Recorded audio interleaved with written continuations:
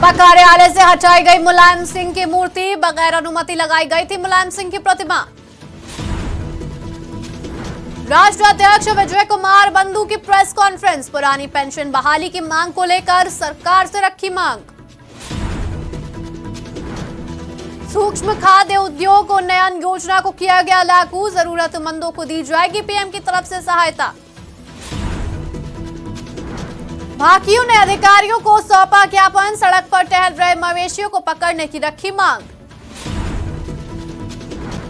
धूमधाम के साथ मनाया बुढ़वा मंगल महोत्सव, पनकी मंदिर में सुरक्षा के पूरे इंतजाम। नमस्कार, मैं हूं आपके साथ नबीला उरूज और आप देख रहे हैं आज की खबर। रुक करते उत्तर प्रदेश की तमाम बड़ी खबरों की तरफ। सीतापुर से बड़ी खबर हम आपको बता दें, सीतापुर लखनऊ हाईवे पर हुआ बड़ा हादसा, तेज रफ्तार कार और बाइक की हुई जोरदार टक्कर, बाइक सवार युवक की मौके पर ही हुई मौत। मौके पर पहुंची पुलिस कर रही है युवक की पहचान। इस वक्त की बड़ी खबर हम आपको सीतापुर से बता रहे हैं। सीतापुर लखनऊ हाईवे पर हुआ बड़ा हादसा, तेज रफ्तार कार और बाइक की हुई जोरदार टक्कर, बाइक सवार युवक की मौके पर ही हुई दर्दनाक मौत। लखनऊ से बड़ी खबर हम आपको बता रहे हैं, मौके पर पहुंची पुलिस युवक की पहचान में जुटी हुई है। इस वक्त की बड़ी खबर हम आपको सीतापुर से बता रहे हैं। सीतापुर लखनऊ हाईवे पर हुआ बड़ा हादसा, तेज रफ्तार कार और बाइक की हुई जोरदार टक्कर, बाइक सवार युवक की मौके पर ही हुई दर्दनाक मौत।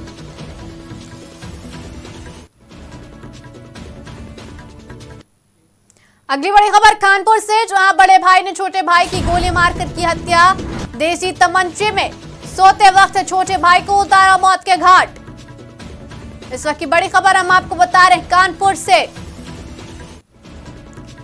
गोली चलने की आवाज सुनकर पड़ोसियों में मचा हड़कंप, मृतक के परिजनों ने पुलिस को घटना की सूचना दी, हत्यारोपी मौके से हुआ फरार, मामले की जांच में जुटी पुलिस। इस वक्त की बड़ी खबर हम आपको कानपुर से बता रहे हैं, जहां बड़े भाई ने छोटे भाई की गोली मारकर हत्या कर दी। कानपुर से बड़ी खबर, देसी तमंचे में माफ कीजिएगा, देसी तमंचे से सोते वक्त छोटे भाई को मौत के घाट उतारा। गोली चलने की आवाज सुनकर पड़ोसियों में हड़कंप मच गया। मृतक के परिजनों ने पुलिस को पूरी घटना की सूचना दी, जिसके बाद मौके पर पहुंची पुलिस आगे की कार्रवाई में जुट गई। रुक करते उत्तर प्रदेश की तमाम बड़ी खबरों की तरफ। खबर अयोध्या से है, जहां भारतीय किसान यूनियन ने विकास खंड रुदौली के आला अधिकारियों को कई बार ज्ञापन सौंपते हुए आवारा घूम रहे मवेशियों को पकड़ने की बात की है। उन्होंने कहा, छुट्टा मवेशियों को पकड़कर गौशालाओं में शिफ्ट कराया जाए। वहीं ज्ञापन मिलते ही मामले में संज्ञान लेते हुए अधिकारियों ने आश्वासन दिया कि जल्द ही मवेशियों को पकड़कर गौशाला में भेजा जाएगा। जिसके बाद भी मवेशी हाईवे पर टहलते नजर आ रहे हैं, जिससे आए दिन हादसे हो रहे हैं, लेकिन शासन प्रशासन इस बात से बिल्कुल बेखबर है। छुट्टा जानवरों के लिए कई बार ब्लॉक के कर्मचारियों अधिकारियों को हम लोगों ने ज्ञापन दिया और जो है वहाँ पर हम लोग बैठे भी उनके ब्लॉक में, और उन्होंने आश्वासन दिया कि टीम गठित हो गई है और जो है पकड़वा लेंगे थोड़ा थोड़ा करके। आज तक कोई भी जानवर नहीं पकड़े गए हैं। यहाँ तक कि आप जो है रौजा गांव एनएच पर देखिए, जो है आए दिन एक्सीडेंट हो रहे हैं, वहाँ पूरी सड़क घेर कर बैठते हैं, पूरी एक्सीडेंट हो रहा है, कोई चोटाई हो रहा है, कोई हाथ पैर टूट रहा है, कोई मृत्यु हो रही है। और आज भी हमने एक वीडियो देखा है, जो है बच्चा एक बछड़ा मरा पड़ा था, उसको जो है कुत्ते नोच रहे हैं और लोग उधर से निकल रहे हैं, लेकिन कोई भी मूक दर्शक बने हुए हैं सरकार के प्रति या कर्मचारियों के प्रति, जो है कोई कुछ कहता नहीं। जिनकी जिम्मेदारी है वो भी मौन है, और हमारा ये कहना है कि उनके ऊपर दंडात्मक कार्रवाई होनी चाहिए, जिससे ये जो है ये सब। बहराइच में लगातार चोरों के हौसले बुलंद होते जा रहे हैं, जहां बीती रात चोरों ने एक घर को अपना निशाना बनाया। बता दें, चोर घर में वारदात को अंजाम दे रहे थे कि अचानक आवाज होने पर घर में मौजूद लड़की की आंखें खुल गई। वहीं शोर मचाने पर गांव के लोग इकट्ठा हुए, लेकिन तब तक चोर वहां से फरार हो चुके थे। वहीं इस चोरी की घटना से गाँव में सनसनी फैल गई। जानकारी मिलते ही पुलिस मौके पर पहुंची और मामले की छानबीन में जुट गई। चोरी हुई है रात 1 बजे, घर में हिले हैं। 1:35 पर लड़की जागने के बाद कूद के भागे हैं, डंडवा छटक के आए हैं। नुकसान लड़की के शादी रही 29 अप्रैल के हैं। हाँ। तो सारी जेवर जितनी रखी रही उतनी सब वो उठा लेगी। हाँ। लगभग 1.5 लाख के आसपास। हरदोई में विसर्जन यात्रा के दौरान एक समुदाय विशेष के युवकों ने किशोरी के साथ छेड़छाड़ की घटना को अंजाम दिया। बता दें, इस घटना से आहत होकर किशोरी ने फांसी के फंदे पर लटककर जान देने का प्रयास किया। वहीं मौके पर मौजूद किशोरी के परिजनों ने उसे फांसी के फंदे से नीचे उतारा और उसे सामुदायिक स्वास्थ्य केंद्र लेकर पहुंचे, जहां प्राथमिक उपचार के बाद किशोरी को जिला अस्पताल के लिए रेफर कर दिया गया। वहीं इस घटना पर एएसपी दुर्गेश सिंह ने बताया कि युवकों के ऊपर मुकदमा दर्ज कर लिया गया है और आगे की कार्रवाई की जा रही है। थाना क्षेत्र पिहानी में कस्बा पिहानी का मामला है, जिसमें आज थाने पे सूचना प्राप्त हुई कि एक किशोरी जो कल गणेश विसर्जन से वापस लौट रही थी, तो उसको रास्ते में एक अफजल नामक व्यक्ति द्वारा, जो पिहानी क्षेत्र का ही है, छेड़छाड़ की गई और लोकलाज के भय से इन लोगों ने कोई थाने पे तहरीर या सूचना नहीं दिया था और आज सूचना दी गई है। इस संबंध में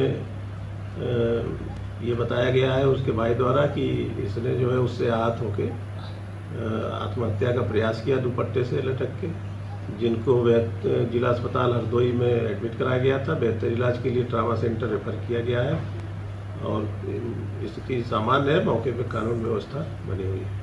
कार्रवाई क्या? हरदोई में समाजवादी पार्टी के कार्यालय पर पूर्व मुख्यमंत्री मुलायम सिंह यादव की मूर्ति स्थापित करना महंगा पड़ गया। बिना परमिशन मूर्ति लगाने पर सपा कार्यकर्ताओं को नगर पालिका प्रशासन ने नोटिस दे दिया। हालांकि इसको लेकर समाजवादी पार्टी कार्यकर्ताओं ने रोष भी जताया, लेकिन सपा नेताओं को खुद ही मुलायम सिंह यादव की प्रतिमा को उखड़वाकर सपा कार्यालय में रखवा दिया गया है।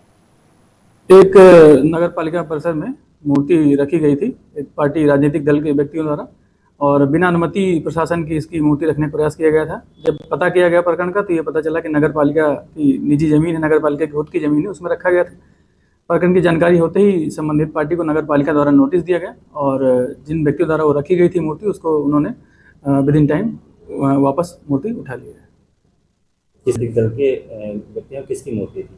ये समाजवादी पार्टी कार्यालय द्वारा मूर्ति रखी गई थी। नगर पालिका के नोटिस देने के बाद ही उन्होंने 24 घंटे के अंदर अपनी मूर्ति। ये बहुत पहले से कार्य चल रहा था, मूर्ति बहुत पहले से लगी थी और उसके पहले लोहिया जी की भी लगी थी, माननीय डॉक्टर लोहिया जी की, और फिर नेताजी की, श्रद्धेय नेताजी की मूर्ति का अनावरण होने वाला था। माननीय राष्ट्रीय अध्यक्ष जी आने वाले थे, तो पता नहीं कहाँ से शासन प्रशासन को ऐसी दिक्कतों का सामना करना पड़ा कि माननीय राष्ट्रीय अध्यक्ष से डर गए या नेताजी से डर गए, ताकि इनको मूर्ति को बगैर किसी समझौते से अंदर करने की कोशिश की। हटवाया क्यों? कानपुर के पनकी में स्थित प्रख्यात पंचमुखी हनुमान मंदिर में मंगलवार को बुढ़वा मंगल महोत्सव धूमधाम के साथ मनाया गया, जहां दूर दराज से कई श्रद्धालु भक्त बाबा के दर्शन के लिए पहुंचे, जिसको देखते हुए जिला प्रशासन और कमिश्नरेट पुलिस ने चाक चौबंद व्यवस्थाएं की। बता दें, भक्तों की सुरक्षा को देखते हुए भारी पुलिस बल के साथ पीएसी और पैरामिलिट्री फोर्स की भी तैनाती की गई। आज जो है बुढ़वा मंगल का पावन पर्व है। इस पर जो है पनकी हनुमान मंदिर में विशाल भीड़ एवं मेला का आयोजन है। जो भी शख्स मंदिर आ रहे हैं उनका हम लोग स्वागत करते हैं। वो लोग आएँ, अपनी व्यवस्था को सुचारू करें, क्योंकि ये व्यवस्था यह जनता के ही द्वारा और जनता के ही लिए है। आपकी सुलभता के लिए लाइन के द्वारा दर्शन करेंगे तो आप स्वच्छ और सुलभ दर्शन करेंगे, व्यवस्थित क्रम से दर्शन करेंगे। आपका पनकी मंदिर, पनकी परिक्षेत्र का पूरा जनता आपका स्वागत कर रही है। आप लोग आइए। लखीमपुर में बदमाशों के हौसले बुलंद होते जा रहे हैं, जहां बदमाशों ने दिन दहाड़े हुई लूट की घटना को अंजाम दिया है। बता दें, युवक ने इंडियन बैंक शाखा से 36,000 रुपए निकाल कर घर वापस जा रहा था, जहां चोरों ने तमंचे के बल पर 36,000 रुपए लूट कर भाग निकले। वहीं ये पूरी घटना सीसीटीवी में कैद हो गई। उसके आधार पर पुलिस ने जांच करते हुए 2 चोरों को पकड़ लिया। बता दें, गिरफ्तार बदमाशों के पास से लूट के 16,000 रुपए सहित तमंचा, कारतूस, बाइक बरामद किया है। मिली थी कि एक दंपति जो बैंक से 36,000 रुपये करीब लेके निकले थे और कुछ दूरी के बाद वो अज्ञात मोटरसाइकिल पे 3 लोगों ने उनसे वो पैसे छीन लिए और भाग गए। तत्काल ही थाना अध्यक्ष द्वारा जब ये सूचना मिली है, उसमें कार्रवाई करते हुए सबसे पहले दंपति से पूछताछ स्टार्ट किया गया। हम ये भी बताना चाहेंगे जो त्रिनेट के स्तर पे हमारे सिंगाई में जितने भी कैमरा लगे हुए थे उनकी फुटेज प्राप्त की गई। हम लोगों ने तीन टीमें बनाई थी, उनका एक अलग अलग तुरंत ही काम बांट दिया था कि एक टीम त्रिनेट के जो कैमरे हैं उसकी पड़ताल करेगी, बैंक के फुटेज वगैरह निकालेंगे, एक टीम उनसे पूछताछ करेगी ताकि डिटेल मिल जाए। इसके अच्छे परिणाम मिले और कुछ समय ही बाद आप देखेंगे कि घेराबंदी करके अभियुक्त को पकड़ लिया गया है। इसमें कुल 3 अभियुक्त थे, जिसमें एक अतिल्ला है, गामा है, जिनसे 18,000 रुपये की वापसी हुई है। एक तीसरा अभियुक्त जिसके आपराधिक इतिहास भी है वो मौके का फायदा उठा के भाग गए हैं, जिस पर हमने 25। खबर लखनऊ से है, जहां 8वां पेंशन बचाओ मंच उत्तर प्रदेश के राष्ट्रीय अध्यक्ष विजय कुमार बंधु ने प्रेस कॉन्फ्रेंस का आयोजन किया। वहीं प्रेस कॉन्फ्रेंस अलग अलग संस्थाओं से लोग शामिल हुए और पुरानी पेंशन बहाली की मांग को लेकर सरकार से मांग करने लगे। वहीं 1 अक्टूबर को दिल्ली के रामलीला मैदान में पेंशन शंखनाद महारैली करेंगे। वहीं उन्होंने कहा, देश में जो निजीकरण हो रहा है उसे समाप्त किया जाए। कि अगर जो नहीं देखती, मैं अपनी बात करूं, जो NMOPS अटेवा और उनके सहयोगी संगठन का आंदोलन चला, पिछले 10 साल में प्रधानमंत्री इस पर जुबान नहीं खोली थी। अभी इसके पहले जो सदन चला था, आम सदन चला था, उसमें प्रधानमंत्री जी को बोलना पड़ा। हाँ, मेरे खिलाफ बोले, हमारे मुद्दे के खिलाफ बोले, लेकिन बोलने का मतलब होता कहीं न कहीं टीस दे रहा है, कहीं न कहीं टेंशन दे रहा है। और उन्होंने कहा कि इससे पूरी अर्थव्यवस्था खराब हो जाएगी, राज्य जो लागू कर रहे हैं उनका जो है सारा कुछ चरमरा जाए। पश्चिम बंगाल आज भी पुरानी पेंशन कभी बंद ही नहीं किया। भारत की अर्थव्यवस्था में 6ठा स्थान उसका है, गुजरात 7वें स्थान पर है, तो उसको तो खत्म हो जाना चाहिए।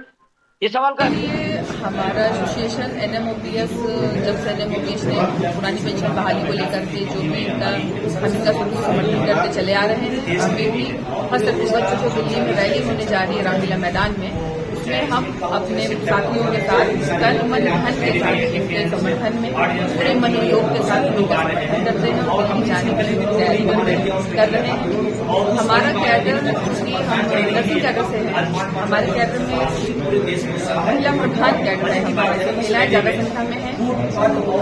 हम फिर भी कोशिश कर रहे हैं कि ज्यादा से ज्यादा महिलाओं में जागरूकता बढ़ रही है। OPS को लेकर यूनियन अध्यक्ष के नाते हमारी यूनियन की लोगों को OPS के लिए जागरूक कर रही है और ज्यादा से ज्यादा संख्या में जाकर के हम लोग दिल्ली में 1 अक्टूबर को रैली में दिखाना चाहते हैं कि हमारा कैडर भी OPS की लड़ाई में NMOPS के साथ में।